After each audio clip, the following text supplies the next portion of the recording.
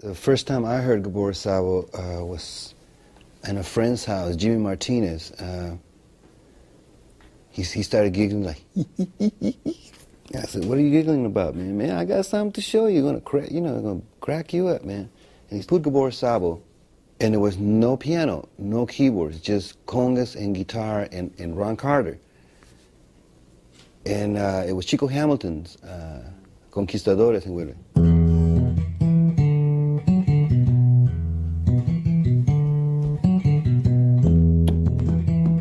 You hear the congas, the cowbell, and they're like, and then by the time he set up like a mantra, everybody comes in, and then he goes.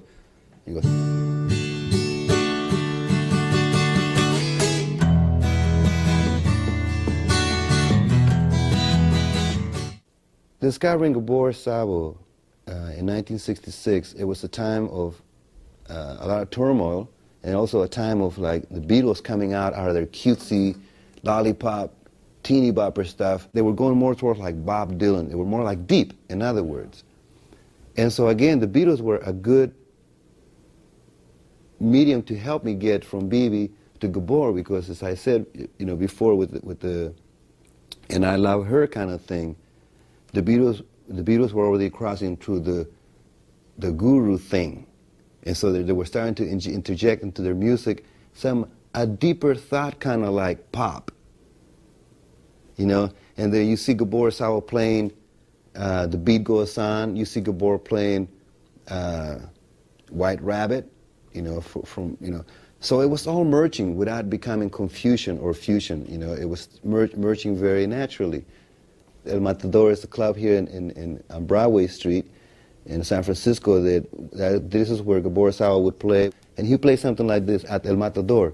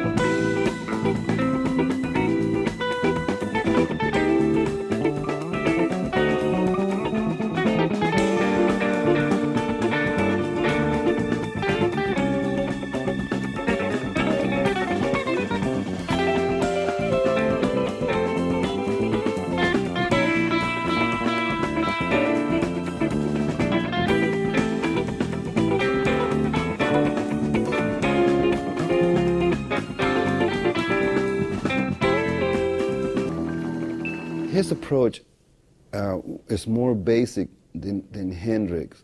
Hendrix's feedback started, apparently, according to Noel Redding, he was playing the blues really cool, whatever he was playing, and some bikers got really excited in Germany, and they rushed the stage. And when they rushed the stage, Jimmy got paranoid. He thought they were going to take his guitar away from him, so his guitar was full blast. He threw it like that behind him, and when it landed, it started screaming like an aurora borealis. That's the only way to describe it. You've seen an aurora borealis, right? Northern Lights, like that. And then, so Jimmy looked at the guitar, and there, all of a sudden, there's Monterey. Gabor Szabo's feedback is not as untamed, as more tame, because it's not dealing with the psychedelic acid mescaline configuration yet. He was more into the feedback like a drone.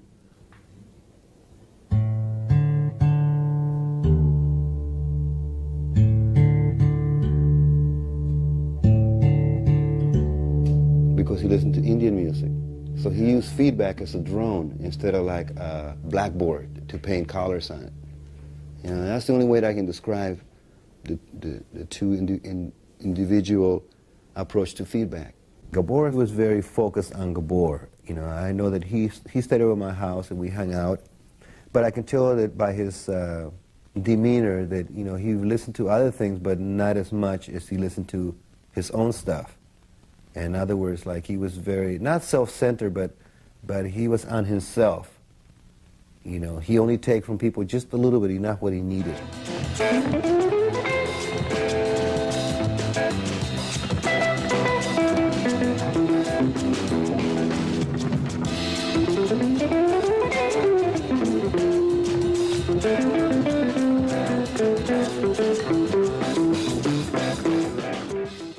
But with him, he could just grab Bang Bang, Sonny and Cher, My Foolish Heart, or Autumn Leaves, and just immediately make it sound like it's the first time you ever heard that song. It takes a very strong soul personality, not so much like an ego personality, but a soul personality to be able to put your fingerprints on somebody else's song. You know, Miles Davis said, My Fanny Valentine. Aretha Franklin said, I'm Eleanor Rigby, and I pick up the rice. And when she started singing it, you say she's Eleanor Rigby, you know? The Beatles wrote the song about her. Aretha took respect away from Otis Redding. You know, it's really hard once Barbra Streisand or somebody puts their mark on something, it's theirs, you know? So it takes a musician to come a whole other kind of way to do something with it. And he would play People or all kinds of other songs and immediately put his mark on it. You have to go home and turn off the TV, unplug the phone, unplug everything, and plug in yourself and disconnect yourself and then pull the song apart, put it back together. By the time you put it together again, people are going to say, man, you know, I heard that song many, many times, but I never heard it that way. Well, because we took the time. Individuality and uniqueness is very, very welcome. You know, it's a drag when you say, who's that? It sounds like, no.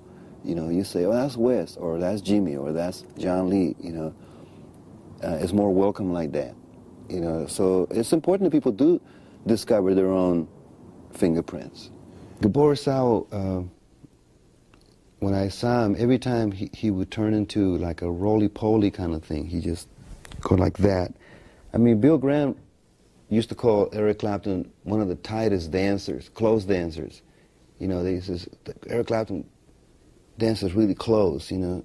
But Gabor was the same way, you know, they get into this kind of thing. Even though they're standing up, they're kind of, I don't know how they do it, kind of like that, you know. And next thing you know, they're in another world and you're in another world.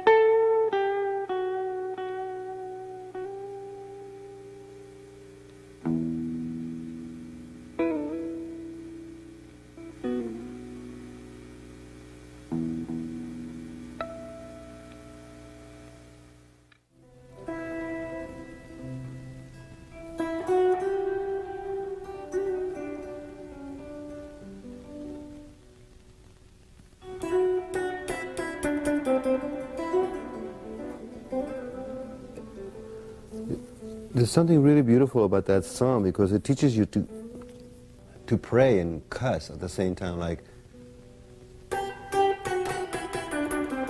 get your face out of, like that. It's like almost when you see a woman put her hand on her hip and then start doing the cobra thing, that you're in trouble, And certain licks do the same thing. They're very expressive, And I love him because he pulled me out of BB, BB had me like this, in a headlock, and I wasn't the only one. He had a whole bunch of us like that, As I said before, he had Buddy Guy, Otis Rush, just about everybody. Michael Bloomfield, Peter Green, we all wanted to be B.B. King when we grow up. And as soon as we grew up, then we discovered everybody else, Gabor Szabo and West. Some of us, some people just discovered their own. Me, I'm still discovering myself and things that I love from West or Gabor. But Gabor was the first one who got me out of BB, before Bolosete or West Montgomery. In fact, Gabor was the freeway exit out from B.B. King Freeway. He was the exit for me. Because, as I said before, B.B. really had me, in a spell. And when I heard Gabor, I never knew there was other possibilities to do with the guitar. All of a sudden, I could hear what he hears with Miles, or what he hears on Singers, or what he hears with Ravi Shankar. And so the guitar became even more fun to play, because you weren't just like constricted to the same licks or the same approach, the same route home. All of a sudden you have less is more.